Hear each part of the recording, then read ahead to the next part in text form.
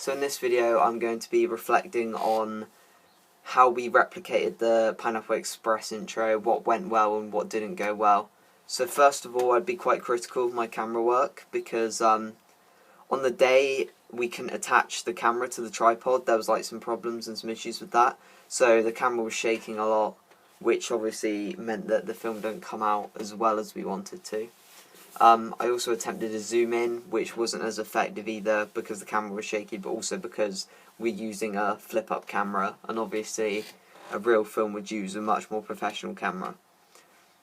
I think, however, for how the camera work didn't go well, we sort of made up for it with our editing, as we used shot reverse shot really well, and also camera work wise, close-ups and long shots were fine, and they worked and they captured the whole setting and atmosphere that we had, because we were replicating a man that's been stuck in an interrogation room, but we had a small computer room that we used, which I think was actually quite clever of us to sort of replicate that setting.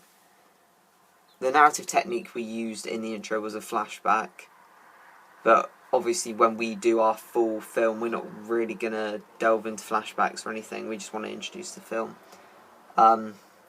We'll probably use time as a narrative hook instead, just the time is running out for characters, or they only have a certain amount of time obviously to do something. So in post-production of the Pineapple Express intro, we used a black and white effect to replicate the film, and titles at the start and the credits at the end, which are all in black and white. And I think this actually looked quite good. Obviously it's only a black and white effect, but it definitely helped to replicate this intro.